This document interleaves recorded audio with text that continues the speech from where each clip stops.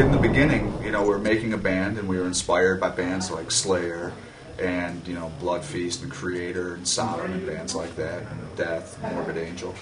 So a lot of those bands, you know, were singing about things that were about horror too, and that was inspiring for us. But we sort of from the beginning, we just kind of thought it would be good to have a band that was really gory. I don't know why exactly, but we liked movies like Night of the Living Dead and that kind of thing. And when we were all thinking of names, I came up with a name, you know, Cannibal Corpse, and the other guys liked it. You know, it seemed to fit good. It conjured up an image of movies like the ones I said, Night of the Living Dead, Day of the Dead, Zombie, stuff like that. So it seemed like it was going to fit very well with the kind of music we were beginning to write.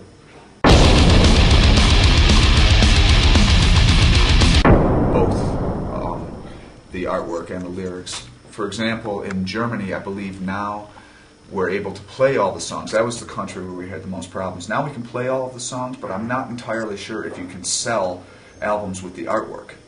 For a while they were able to sell the albums, but not with the artwork. They put a black cover on all those old albums instead. So it depends, but I think the artwork's pretty brutal and so are the lyrics, so a lot of people were offended by those, especially in the old days. Well, it's a guy named Vincent Locke who does our artwork, and he is really good with like horror and violence. When it comes to painting things and drawing things, he's very good at describing violence with a picture. You know what I mean? And we knew of him from his comic book Dead World. That was in the beginning. Now, something he's done that's a bit more famous is the movie A History of Violence. He did the book. He's one of the guys who did the book that the movie A History of Violence is based on. And it's a graphic novel, you know, like a comic book novel. But yeah, Vincent Locke is the main guy behind it. Usually the idea for the artwork is Vincent Locke's idea. I think what I've always tried to do, and probably the other guys feel the same way, is just remember how I felt when I was 18 years old.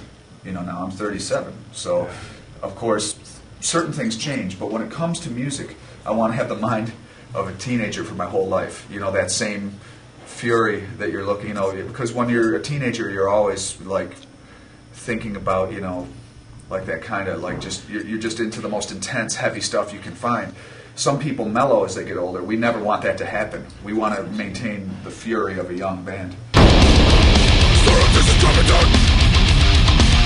Part of the thing that's happened to us over the years is even though we try and keep the same mental attitude towards the music, you know, just fast, extreme, furious music, we have gradually improved as musicians over the years.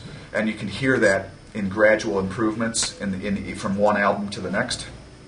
You can hear that we've become a little bit better. And I think Kill is musically our best album. It's the one where we're playing the best. It has the most complicated, you know, drum parts and, you know, out of our stuff. I mean, our stuff isn't super technical or something like that, but it has increased over the years. And another thing that I do have to credit for, like, for example, the good drum sound is just Eric Rutan, the producer, is an excellent producer, and he gave us a really great sound, a powerful sound. So a lot of good things came together for Kill, like good production, I believe, good attitude in the band. Everything turned out really well for that album, I think. So we're quite happy with it, and it seems like the fans are too.